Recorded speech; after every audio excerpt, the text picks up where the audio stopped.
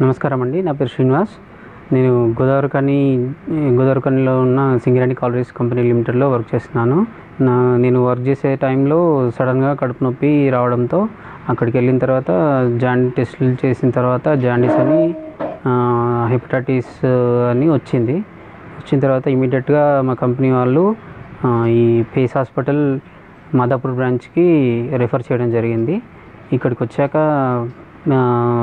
Admit చేసుకొని doctor Shri Durga Reddy Pothuganti గారు నన్ను చాలా బాగా ట్రీట్ చేశారు.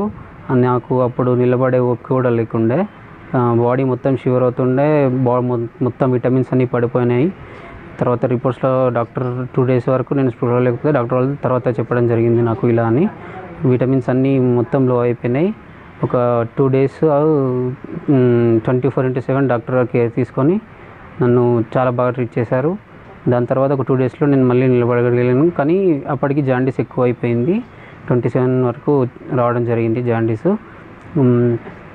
ఫస్ట్ విటమిన్స్ బాడీలో విటమిన్స్ లేవని విటమిన్స్ ప్రోటీన్స్ అవన్నీ బాడీలో బిల్డప్ చేసి దాని తర్వాత జాండీస్ కోసం ఒక 7 days స్టెరాయిడ్స్ ఇవ్వడం జరిగింది. ఆ స్టెరాయిడ్స్ వల్ల జాండీస్ బిలో 10 లోపు వచ్చేసింది. దాని తర్వాత వచ్చినప్పటికీ ఇప్పటికీ చాలా హెల్తీగా తయారయ్యాను.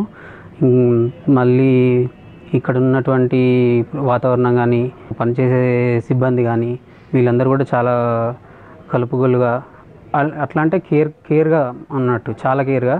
ఈవెన్ మనకు సిస్టర్స్ కానీ డాక్టర్స్ కానీ 24/7 ఎనీ టైం మనకు ఏం ప్రాబ్లం వచ్చినా ఒక చిన్న బెల్ ప్రెస్ చేయగానే వచ్చేస్తున్నారు. 24/7 జాగ్రత్తగా చూసుకుంటున్నారు.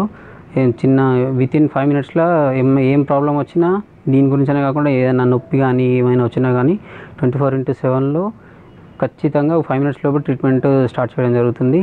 చాలా బాగా ఉంది ఈ హాస్పిటల్. ఎవ్రీడే మెయింటెనెన్స్ కూడా చాలా బాగుందండి ఈ హాస్పిటల్లో.